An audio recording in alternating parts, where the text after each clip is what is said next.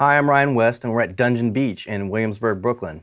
If you're a mix engineer or working on productions with other people, you're likely to get some keyboard tracks from time to time that come in all kinds of different varieties of states. They could be just a mono, kind of really boring sounding keyboard, or they could be a stereo keyboard patch that came with the left side in mono and the right with some modulation on it, or some weird kind of fake stereo stuff that sometimes happens inside a keyboard engine.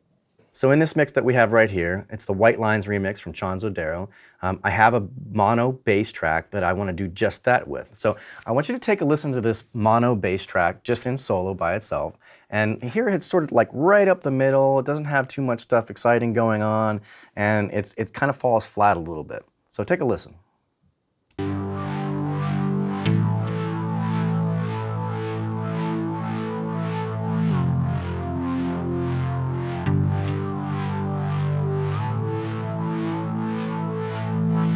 It's a really cool sound how it is. It's got nice texture and it's got a little wobble to it, but I really want it to, be in the stereo field a little bit more. So I'm going to choose a doubler plugin and see if I can't add a little bit of excitement in stereo. On this plugin, I've got lots of different options, and in this case, I think I do want to select this stereo option, which means it's going to process the left and the right side a little bit differently. And I'm going to play around with a couple of different settings. Of course, I have a mix control here. I can get the dry signal or I can get the wet or delayed signal. It also has this auto double option, which is pretty cool. There's lots of presets in here, but I think I'm just going to go ahead and start fiddling with knobs. I mean, that's the most fun anyway, right? Let's see what it sounds like with just this sort of basic setting, and then I'm going to start messing with it. I'm going to just tweak it a little bit.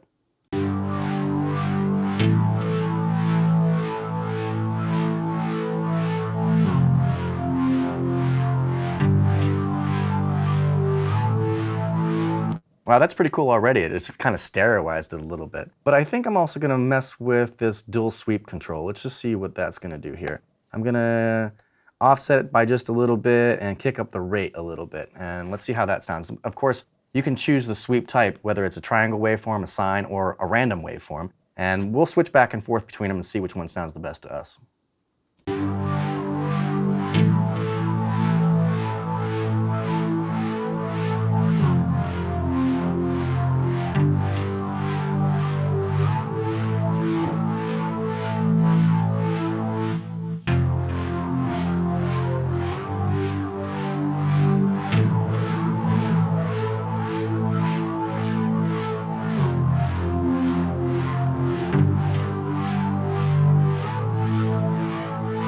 As it turns out, I really do like the triangle. You heard me sweep the rate up and turn the sweep up, and I think they work best at a lower setting on this. I really want this effect to be kind of subtle. After all, this is like a pad bass synth sound that's going to sit underneath everything else in the mix. I'm going to go ahead and play this in bypass, and then halfway through, I'm going to put the plugin back on so you can hear the difference between the two. What I want you to listen to is how the sound spreads out in the stereo field. We get a little bit of modulation, and just generally it sounds more exciting and more interesting.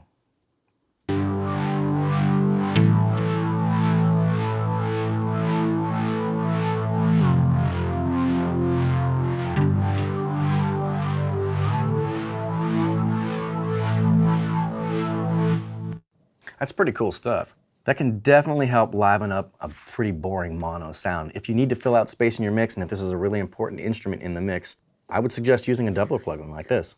Okay, here's another example of something that I see pretty often. It's an organ track, okay? It's played really well, it's a really nice sound, but unless it was recorded through an awesome Leslie cabinet with a dual mic technique, one on the top and one on the bottom, and that player really knew how to work the speaker, it's probably gonna sit like right in the middle of the mix and not move around too much. Well, we got a solution for that too. I want you to take a listen to the way this organ is. It sounds great by itself. It's a really rich sounding organ. It's got some reverb on it. It's lush. But I think I want it to be more exciting. Take a listen.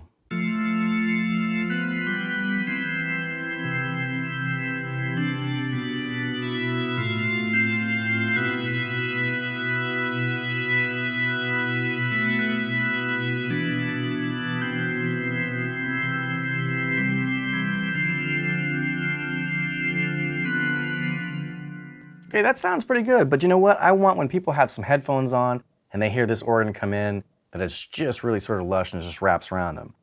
I'm going to use this plugin called the Fix Flanger, and I'm going to use a particular preset on this. Now I know some people don't like using presets, but in this case, I think it's a good place to start. What I'm looking for is to sort of emulate the way that a rotary speaker might sound if it was mic'd with a stereo configuration. They have a preset in this plugin called FX Leslie Slow. Now, I can adjust the speed to however I want it to, but in this preset, the way it comes up is just at a slower rate. This is really trying to emulate the way you hear the warble between the rotating speakers in a Leslie type cabinet. Take a listen.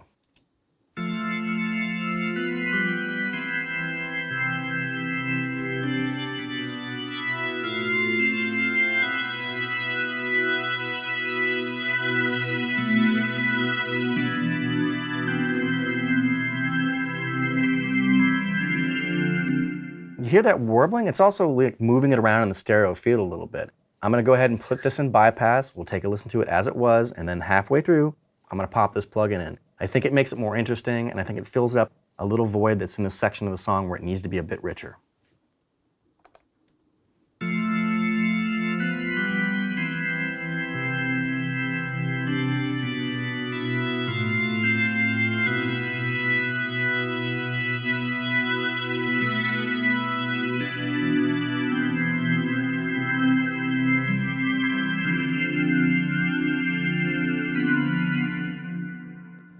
So let's try a little experiment here too. It's always good to listen to things in context. There's also a choir that's playing here at the same time. It's in a bridge section of the song.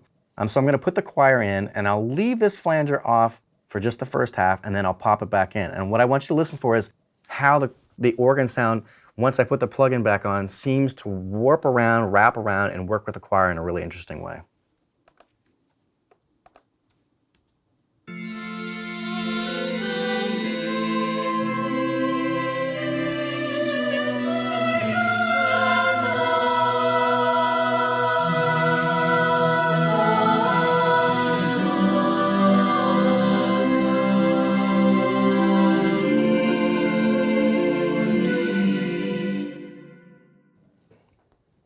Disambiguates the location of the organ. It makes it sound more like it's reverberating in a natural space. I know we have a lot of reverb on there already, but in headphones, certainly, this makes it a little bit more interesting, a little bit more exciting. And that's what I'm trying to do as a mix engineer. I'm always trying to elevate sections of the song to make them as exciting as possible. One last little tip that I wanted to share with you is about, you might get some tracks that sometimes, whether it's a keyboard track or piano or Wurlitzer or a Rhodes or something like that, a lot of times they're recorded in mono because a lot of times they're mono instruments. Like if you have an upright spinet piano, or just one microphone was used, or it's a Rhodes and it just has one mono output, you might really want to, add a little bit of excitement to that, some modulation, or to move it out into the stereo field. In this case, I've got a piano that was well recorded, but I think it could be a little bit more exciting. So let's take a listen to it just as it is, with nothing on it, and then I'm going to show you a little tip for making it more exciting.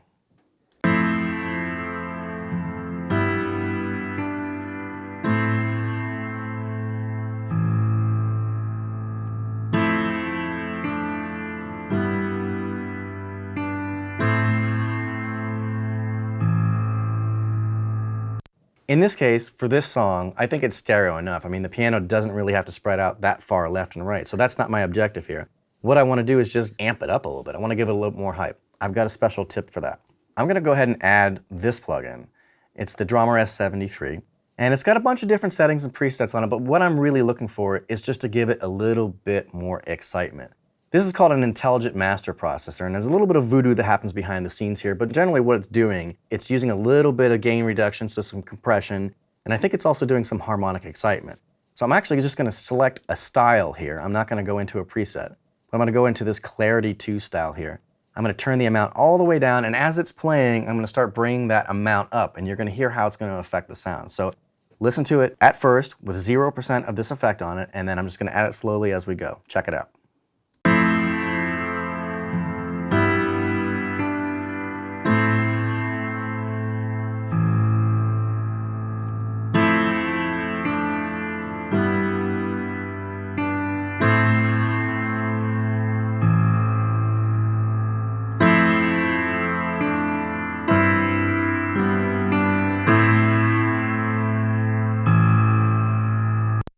So what we're going to do, as we always do, is we want to put it in bypass, listen to it before we put the effect on, and then we're going to halfway through add that back in and see what the difference was.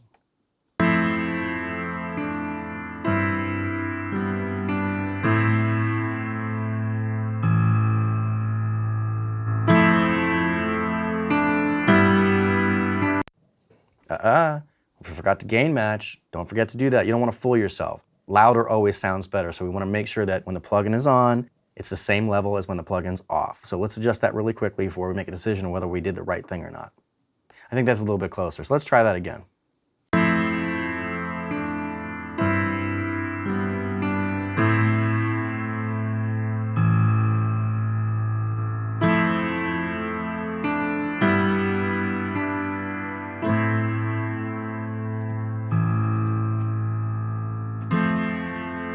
You hear what it's doing there? I mean, if they call it the clarity style setting in this, and it does add some clarity, I'm gonna go ahead and leave this on. I think that was a good choice.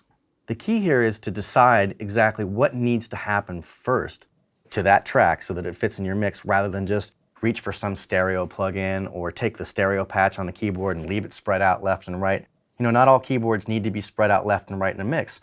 Maybe you need that extra space for the background vocals in your mix to be out here, or the horns to be out here. And you need to save that space and save that headroom way out to the sides for those elements in your mix. But by all means, make it a conscious decision. Don't just accept keyboard sounds as they are, because there's lots of other ways to process them.